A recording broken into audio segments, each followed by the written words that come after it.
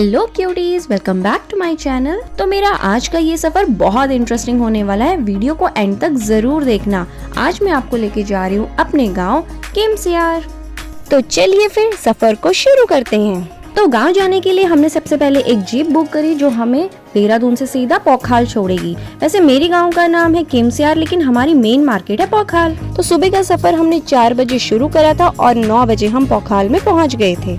तो पोखाल में उतरते ही हमें मिले हमारे चाचा जी और चाची जी।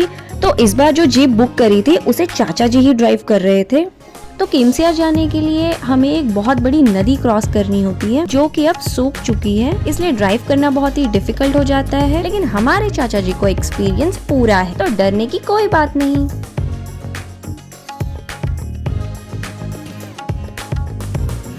तो लास्ट ईयर 2023 में यहाँ बहुत बरसात हुई, जिसकी वजह से बहुत ज्यादा लैंडस्लाइडिंग हुई और बड़े बड़े पत्थर, रेता, बजरी सब नदी में आ गया, जिसकी वजह से आसपास के खेत भी बर्बाद हो गए। वैसे मैं आप सबको ये बता दूं कि हमारे गांव में हर साल नाग देवता की पूजा की जाती है और भंडारा रखा जाता है, इसीलिए पूरा परिवार इकट्ठा होता है। इसलिए मैंने भी सोचा कि चलो इस बार मेमोरीज के लिए एक छोटा सा ट्रिप शूट किया जाए।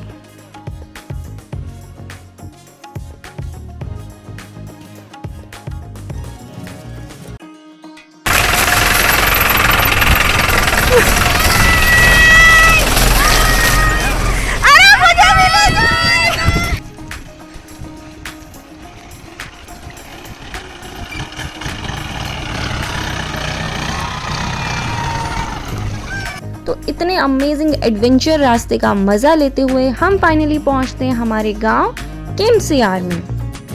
तो सब लोग अपने सामान के साथ जीप से नीचे उतर रहे हैं। ये रहा हमारा गांव और ये आगे हमारे पापा जी दोनों बच्चों को नदी पार करा रहे हैं। वैसे हम लोग तो यहाँ उतर गए हैं, लेकिन हमारा सामान अभी दूसरी जीप में आ रहा है, जिसे लेने के लिए हमें फिर से नीचे आना होगा।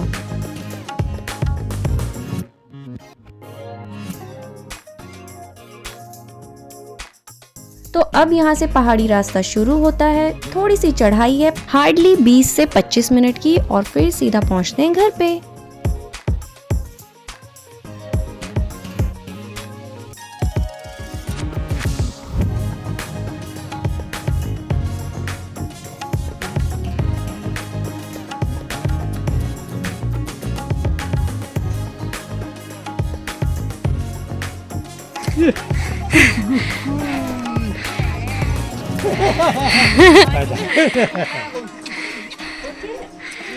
सोया फाइनली हम पहुंच गए।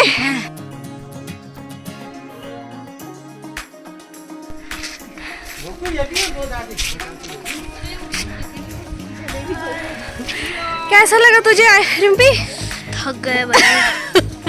तो ऊपर आते आते सभी लोग बहुत थक चुके थे, सबको बहुत पसीना आ गया था, बहुत गर्मी लग रही थी। तो सभी लोगों ने थोड़ा रेस्ट करा, फ्रेश हुए, और ये पंडित जी हमारे यहाँ पे बैठ गए हैं। ये है हमारे कानू पंडित जी। तो हमारा सामान भी नीचे आ गया है और रात को सोने के लिए बिस्तर भी नीचे आ गए हैं। कोई नहीं है यहाँ, खुद का सामान खुद ही लेकर आना है। बच्चे तो लग गए थे काम पे, अब हमको भी जाना था। क्या इतना बड़ा छोटे छोटे बैग ले आते?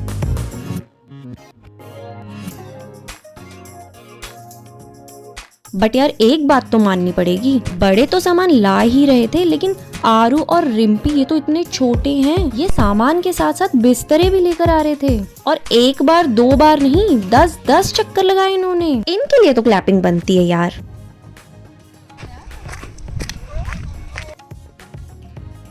चलो जी, मेरे सिर पे भी 2 गद्दे रख दिए गए थे। तो इसी तरह से धीरे धीरे हमने सारे गद्दे गांव में पहुंचा दिए थे।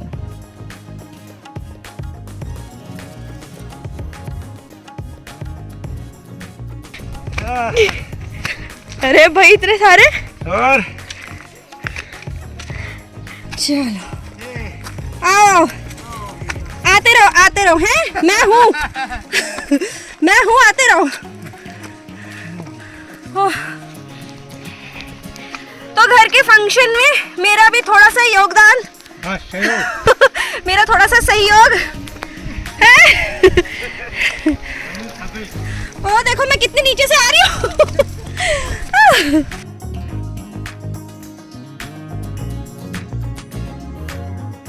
तो इतना काम करके सब लोग बहुत थक चुके थे, बहुत भूख लग रही थी, तो ये बच्चे तो गद्दों में ही बैठ गए थे खाना खाने के लिए।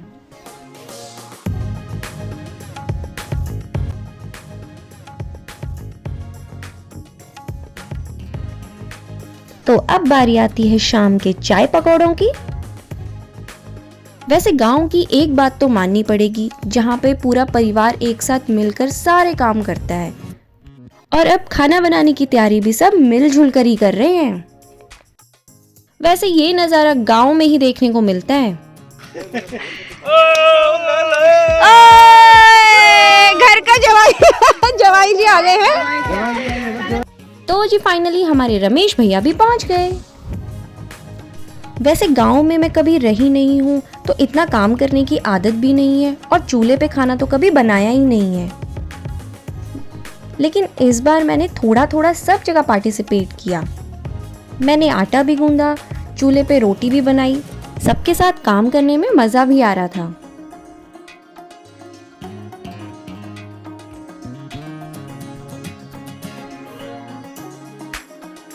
हमारी रिम्पी तो ऑलराउंडर थी, बाकी सब काम के साथ साथ बर्तन भी धो रही थी।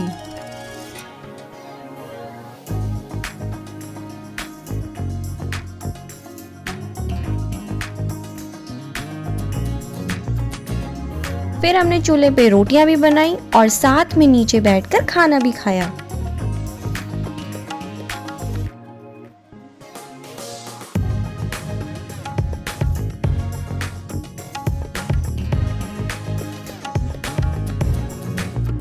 और अब खाना खाने के बाद बारी थी थिरकने की। सभी ने जम के डांस किया। तो आई होप आपको मेरा आज का व्लॉग पसंद आया होगा। वैसे ये वीडियो मेरी ट्रिप का फर्स्ट पार्ट है, सेकंड पार्ट बहुत जल्द आने वाला है, तो मिलती हूँ आपको नेक्स्ट पार्ट में। Thank you for watching. और हाँ, वीडियो को लाइक शेयर करना मत भूलना।